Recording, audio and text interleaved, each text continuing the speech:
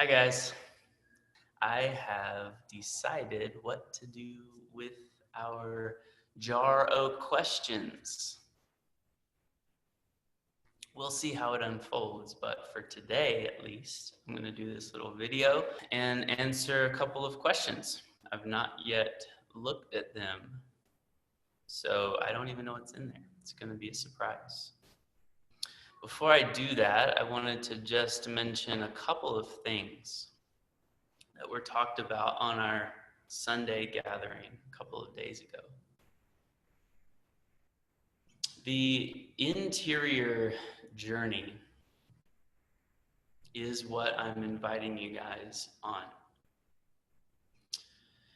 In the same way that the exterior land has been and continues to be charted by cartographers, people that draw maps. And now, of course, we have GPS and satellite and Google Earth and all of that stuff. And in the same way that the exterior has a particular terrain, and depending on if you're camping or going for survival training or going on vacation at the beach or mountains or desert, and they all have sort of their own rules, their own environment, their own topography, and ways in which to relate to that terrain. And the more extreme the terrain, then the braver you have to be. The interior domain and landscape, as you guys hear me say sometimes, has also been as equally well charted and mapped out. We're just not trained in that way. We're not conditioned in that way. There have been many writers and teachers and saints and sages over the years, over the centuries, that have mapped out the interior path. The interior path is always one that can be taken to the fullest extent of liberation, healing, freedom, enlightenment. Just as the same way as the exterior terrain can be taken all the way to the moon and Mars and other solar systems and galaxies, or as we're concerned, it can be taken all the way to the Grand Canyon, all the way to Patagonia, all the way to Mount Everest. It's the same kind of thing. The thing about the interior journey, however, is that it's kind of endless.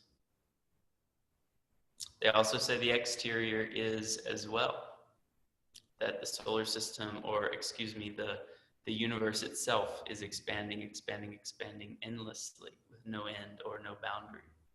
In the same way that happens interiorly. And the great thing about the interior journey is you don't have to physically go anywhere. But it's just as intense, just as harrowing, which word is it? Harrowing. It takes just as much bravery depending on how far you want to take it. And meditation and self-inquiry and these practices that I'm giving you guys are the tools, are the ice picks to climb the interior mountain. And in a way, I am an interior survival expert, guide, something like that. And I just want to help. Oftentimes, actually, people in our world do things like meditate in order to make their exterior life better. And that's fine. It does happen like that. But for me, I prioritize the interior world. It's a whole world. And to me, it's more rich than the exterior, and actually helps me connect to the exterior in a deeper way.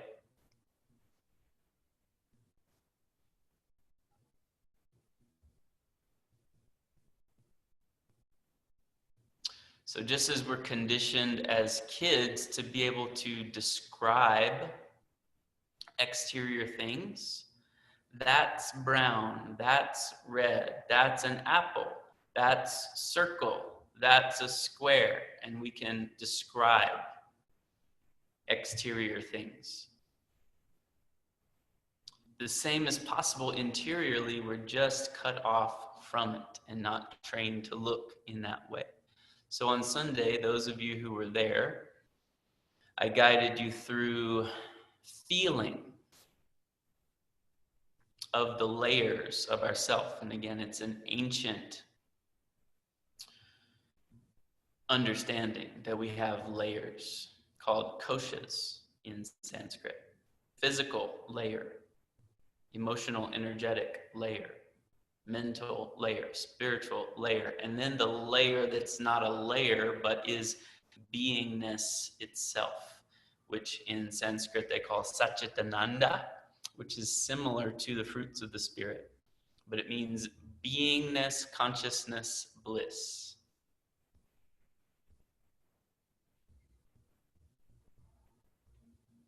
And so in the same way as I can describe things outside of myself, exterior, my house, my office, my computer, my hair. In the same way, notice that as we take these steps in to the interior version of physical body, because there's also exterior version of physical body. There's also exterior version of, or we could say correlation of thoughts, which are brainwave signatures and patterns. But the thought itself is unique to the experience interior. You can measure someone's brain waves, but you can't look inside and see what they're thinking. Okay? Same with emotions, energy. We have the exterior correlation of chakras, acupuncture meridians, etc.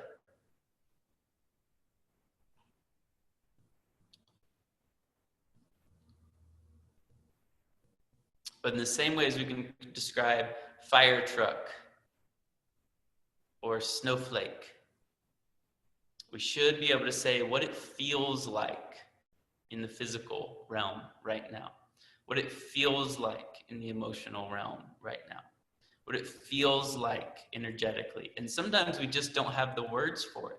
So that's why you're reaching in there and you're feeling it. Okay. Even reaching in there is a challenge, but what's the word? Come up with a word. Make up a word. Be creative.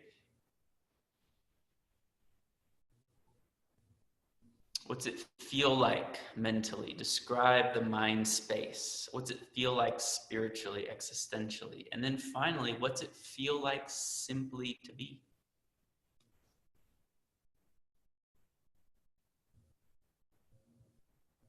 The being that's already there at the base of it all.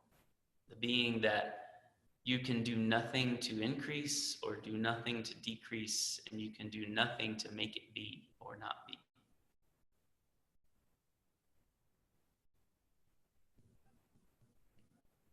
So just these kind of exercises are the same as exercising exteriorly. Taking a hike to prepare for a bigger hike, to prepare for a bigger hike, to prepare for a survival challenge. And nobody's required to do this interior work or journey. But it's what I do, and it's what you've come to me for.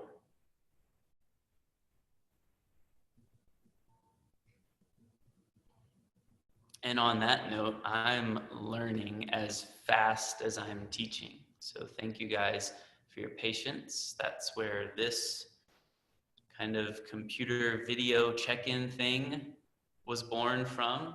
Some of the things we talked about on Sunday. So stay with me, stay with it, stay with that burning ember interiorly as you get little glimpses. and return to it often.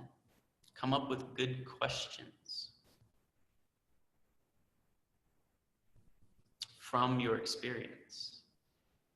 So the interior domain is where the ego lives, is where the shadow lives, is where the fruits of the Spirit are.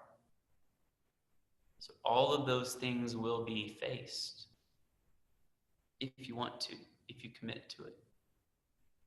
And I promise you, the sweetest, most delicious, richest, freest connection with yourself and with all things and all beings and with God, however you conceive of God, is possible.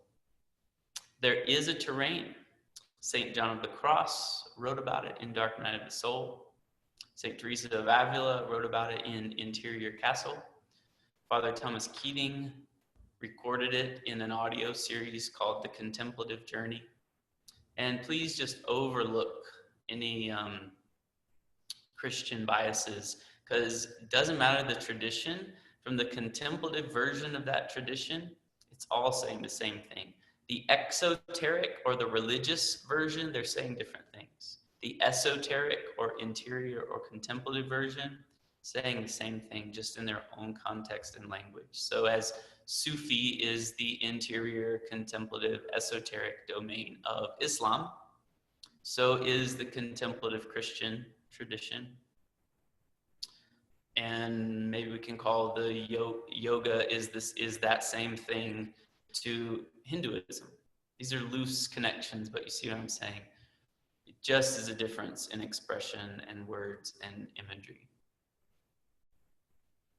So if you want to see a cartographer at work of the interior journey, St. John of the Cross, St. Teresa of Avila, Father Thomas Keating, soon to be a saint. And my book that's coming out next year, the purpose of that book was to put flesh and details on the otherwise kind of bare bones maps of these people that I've read. Even Ken Wilber is a great interior cartographer. So I want to give the details in my book for how it happened, like bringing you pictures back from the terrain or from my trip to Mount Everest or whatever, so that you can see and compare notes, how it happened for me. That's what my book's about.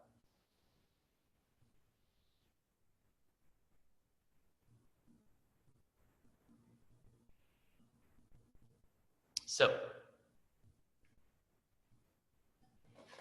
jar of questions.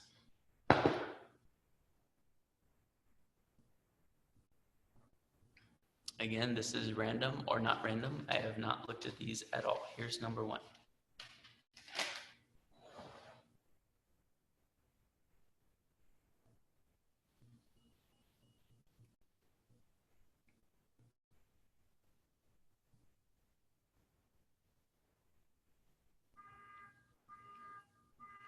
Some of this one I think I already addressed a little bit, but here goes. And I want to read it through first to make sure it's safe to speak out loud, and I'll keep everyone, everyone's identity protected, etc.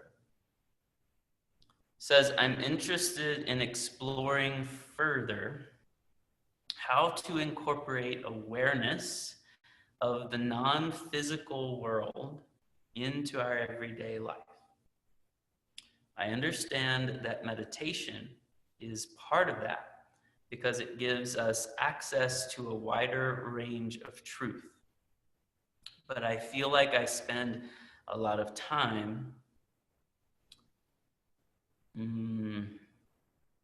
I think the word is mired.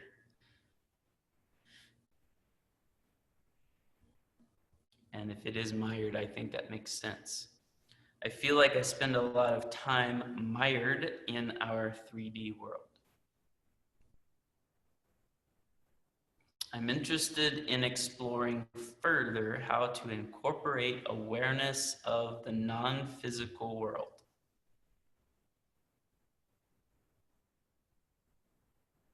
First, I just want to make a distinction here for the sake of our vocabulary words and to parse it out the way I understand it and am teaching it. I understand what's being said here by non-physical world. That's fine. And I understand what everyday life is being said here. But those two words themselves, I want to deconstruct and break apart a little bit.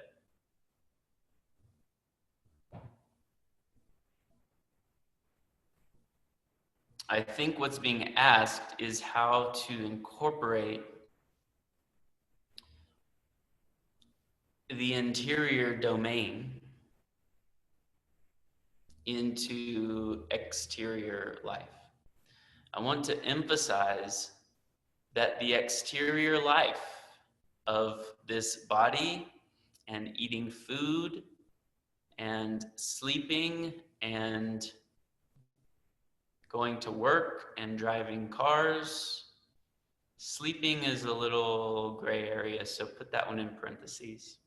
Going to the grocery store, interacting with family at the holidays, that sort of exterior domain is so-called everyday life. But if you guys remember on Sunday, Christy told everybody that I spend at least half or more of my time and our time in the interior realms. So that is my everyday life. But if you mean how to incorporate more transcendent or spiritual realizations in the interior domain into more mundane things in our real regular life, to me, the two they're not mutually exclusive. This interior work will meet you right where you are in your exterior life and will shape it and change it and mold it. And this is not, please hear me say, I'm not prescribing a new lifestyle. You still get to keep yourself, your personality. Once this stuff takes root, it doesn't mean you spend more than half of your time in meditation. Not at all. It's an awakening of your own deepest interior self, and then it flows into your exterior life very naturally. But hear me say that you also have a whole interior life, right? The world of emotions. Yes, they might be triggered by the exterior, so they're not mutually exclusive. They are mirrored and reflected. But the interior world, regardless of what's happening on the interior, those are the muscles we're trying to activate. And just doing these little exercises activates that realm so that you can see clearly that it's real and not just an idea. It's as real as Mount Everest. It's as real as your desk at work. That's why Jesus said, those with the eyes to see. Those with the eyes to see that this is a coffee cup. It's always my coffee cup. Those with the eyes to see, these physical eyes, see that this is a clock. Those with the eyes to see have to be able to see interiorly as well, interior eyes. So also these are not rules to then apply. Once you do the work, it will be obvious. It will just happen. And you'll be at home in yourself, regardless of what's happening out there. And you'll get good at navigating triggers, barbed wire fences, landmines of the mind. So yes, I understand that meditation is a part of that because of what I just said. It awakens this interior domain and it activates and strengthens the interior muscles. And the more you commit to just trying to describe it or trying to be there, not preferencing the exterior. We're not doing it just so that your exterior life gets better. That's still preferencing the exterior. It will flow over there, but that's not just the real world or the real life or everyday life. Everyday life is everyday life, however you spend it.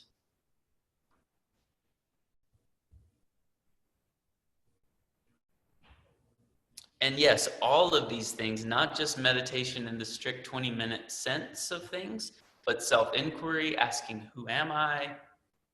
Tuning into ultimate realities like that sense of beingness at the bottom of it all, gives us access to a wider range of truth. Yes. But I feel like I spend a lot of time mired in our 3D world. There's also, check this out, an interior correlation of the 3D world.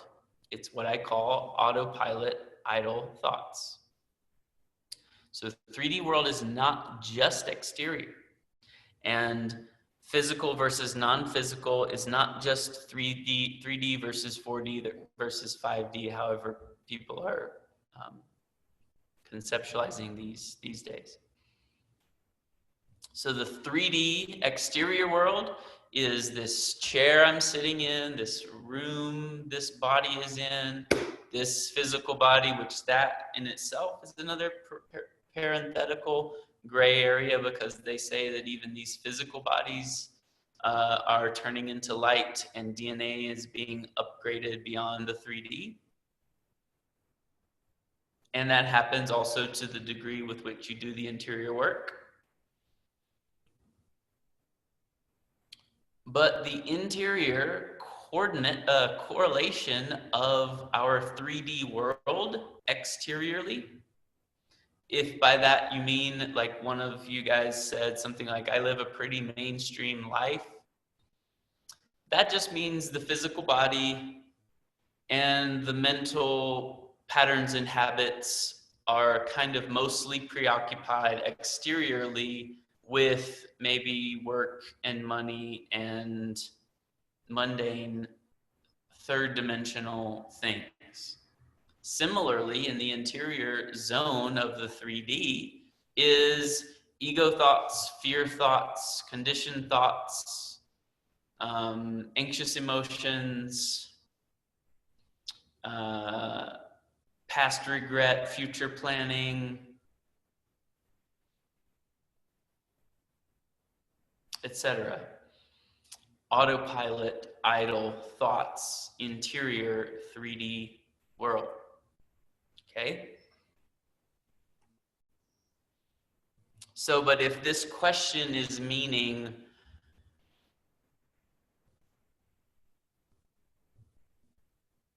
that your body spends a lot of time doing things that don't matter or that are not truthful, or watching things on TV or Facebook feeds, or having shallow social interactions or something like that, then simply carve out a life for yourself where that's not the case. Spend more time in meditation, and eventually these higher realizations will break through. And the ego is the only one that kind of gets in the way and argues, oh no, but what am I going to have to give up? But if you're already having kind of a distaste for the 3D world, then you gladly give them up and just stand down the ego's arguments to the contrary. Because something has awakened, and intelligence has awakened that you know you want to take deeper.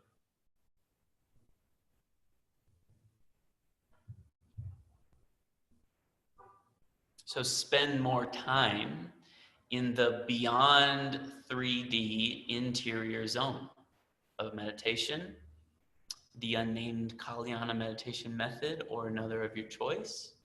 Self-inquiry. These are the basics, if you guys remember. A technique that puts you in a different zone in a different brainwave state than this regular waking consciousness.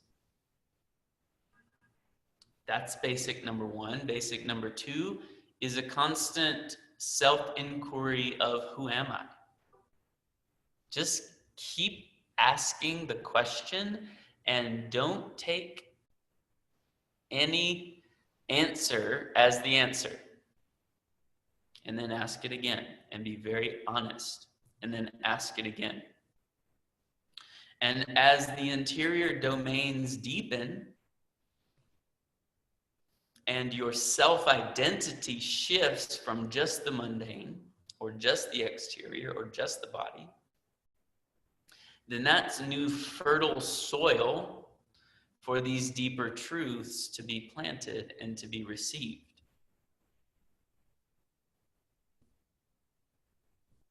So to start, truly, who am I? Might just come back, Kemper. Why are you asking me that? Who am I? Me, duh. Yes, the answer is always eventually me, duh. But where that's coming from changes.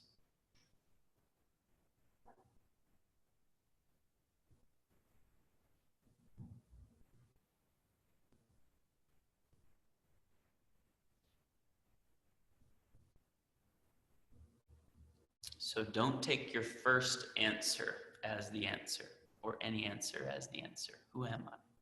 Who am I?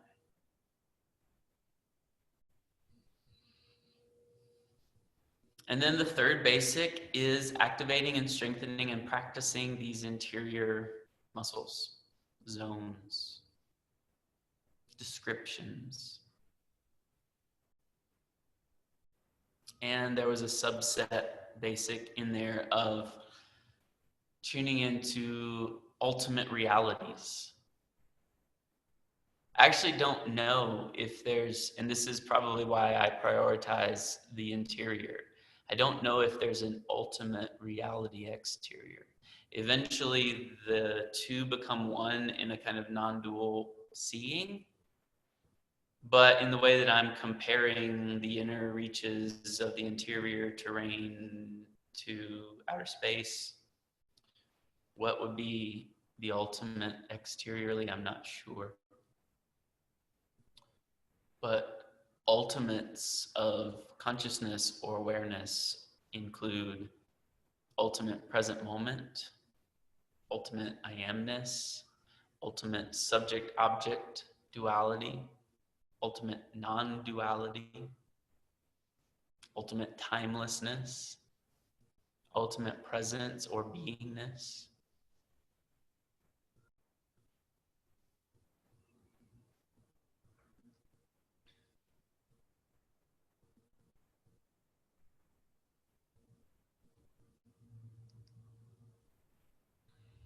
So I think I answered that one.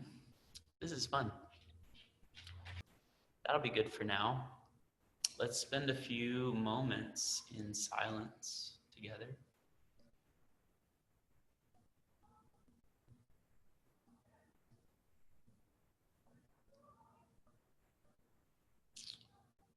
And as always, the mind is wont to wander. So don't let it check out, but don't do anything in particular. If you want to take a moment to sort of step down those stairs interiorly, to eventually you reach the ground of being itself. Beyond being a body, beyond being anything, beyond being anyone, is just being. Or deeper than. Beyond or deeper than, you choose. Both.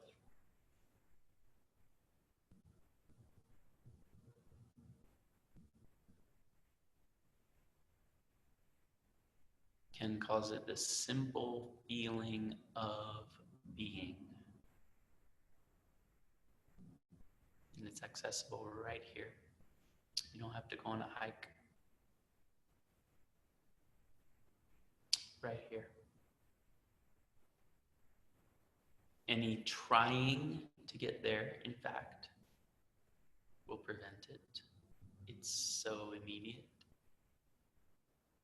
Any reaching will be reaching away from it.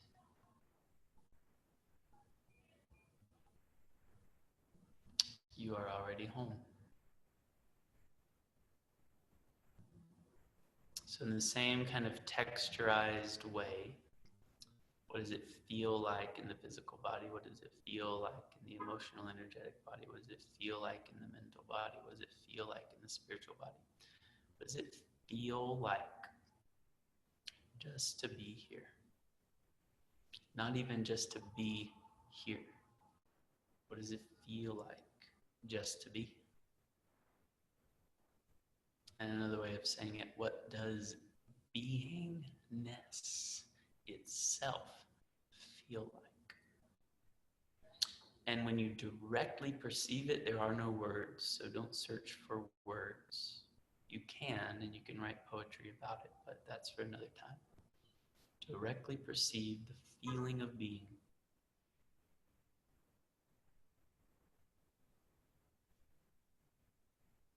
And that's it. Stay with that ember until it becomes a blaze.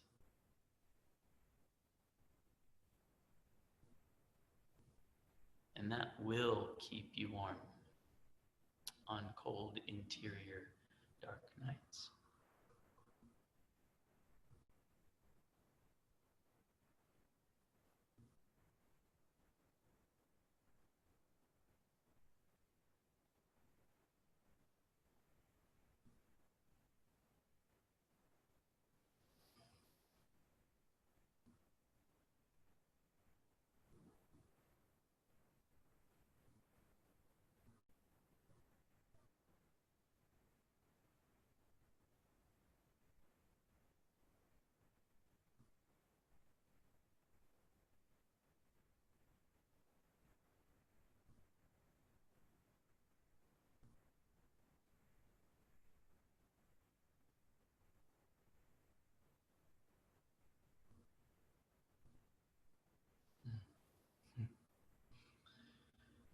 Namaste.